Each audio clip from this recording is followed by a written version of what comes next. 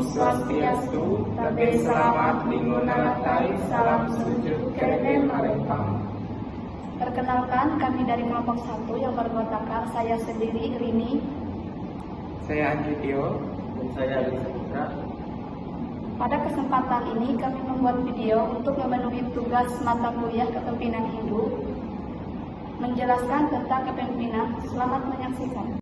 A few moments later. Baik, di sini saya akan menjelaskan tentang pengertian kepemimpinan. Kepemimpinan menurut ajaran Nitya Sastra adalah suatu kegiatan untuk memahami kedudukan dan fungsi pemimpin dalam masyarakat. Kepemimpinan disebut oleh Whitehead tahun 1996 sebagai seni mempengaruhi tingkah laku manusia dan membimbing orang lain untuk mencapai tujuan bersama. Kepemimpinan adalah kemampuan untuk mengkoordinasikan dan mengarahkan beberapa orang serta golongan. Howard Whitehead dalam bukunya Aspects of Modern Public Administration mengatakan bahwa kepemimpinan adalah seni untuk mempengaruhi tingkah laku manusia dan kemampuan untuk membimbing beberapa orang. Berikut ada beberapa tipe kepemimpinan. Yang pertama, kepemimpinan demokratis. Kepemimpinan demokratis itu adalah kemampuan untuk memperoleh kerjasama dengan beberapa orang untuk memanfaatkan kesediaan dan kecakapannya masing-masing guna memperoleh suatu tujuan yang menjadi kewajibannya. Yang kedua ada kepemimpinan autokratis.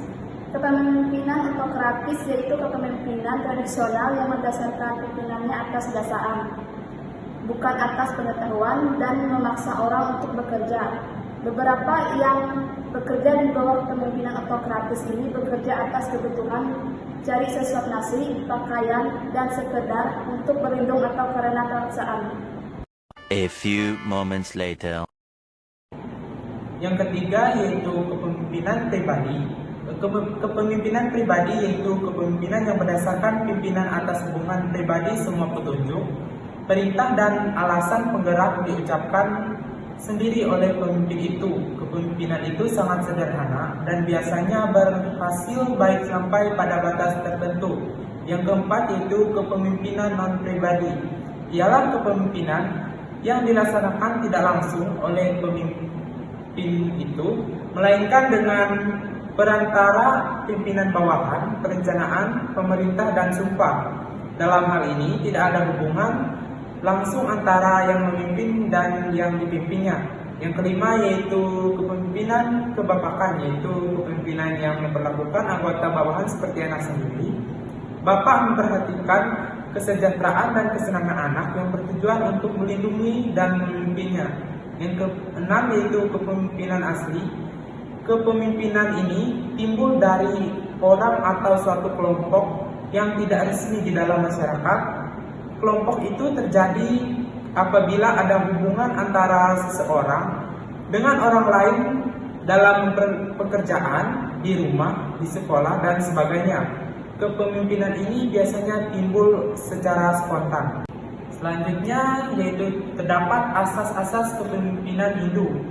Asas kepemimpinan Hindu itu dapat diuraikan dalam Astabrata. Astabrata sendiri terdiri atas dua kata, asta dan brata. Asta yang memiliki arti 8 dan brata yang berarti pegangan atau pedoman. Ajaran Astabrata ini terdapat dalam Kakawin Ramayana yang diubah oleh Pujangga Walmiki dan terdiri atas 10 sloka. Berikut bagian dari Astabrata antara lain. Yang pertama yaitu Indra Bratalbra. Dalam hal ini bersinonim dengan apa atau sifat Tuhan sebagai pemelihara.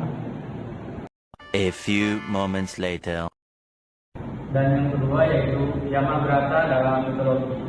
Dewa Yama merupakan kemejawataan kekuasaan Tuhan sebagai penjabut nyawa dan dalam Astabrata menjadi penghukum. Dan yang ketiga yaitu Surya Brata.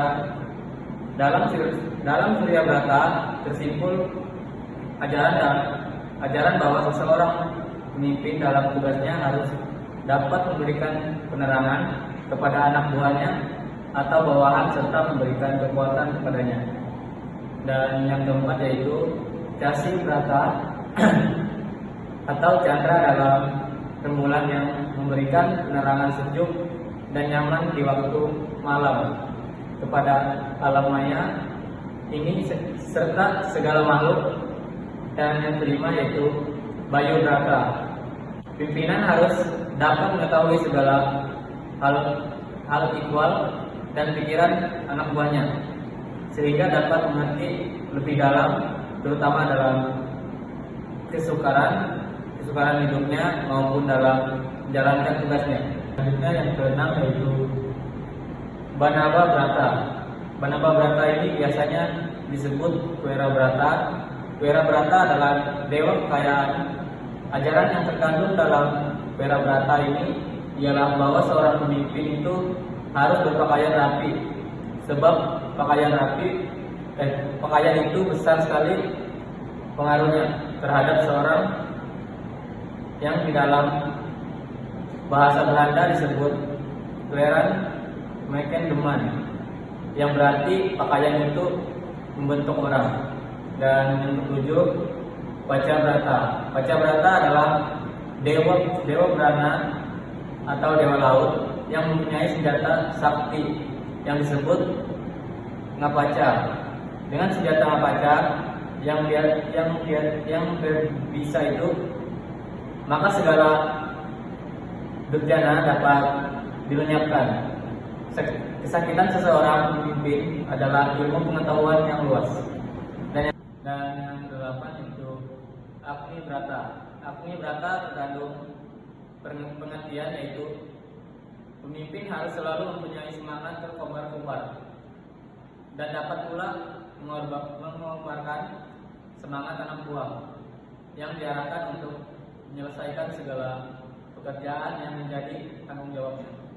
Dalam kitab suci Penaturan terdapat tentang kepemimpinan, yaitu pada pasal 3 Bukit Kintan Hasaka Kema Bukit Bulau dari ayat 6 sampai dengan 22, dan terdapat pada pasal 41 Bawi Ayah Hadurut Baralai Nutelu dan Turung Pakai dan Kalunen yang terdapat pada ayat 4 sampai 45.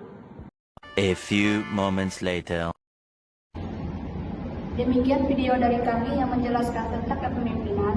Kami memohon maaf jika ada kesalahan dalam video ini. Kami ucapkan sekian dan terima kasih. Akhir kata kami ucapkan Prama Santi. Om Santi, Santi, Santi. Om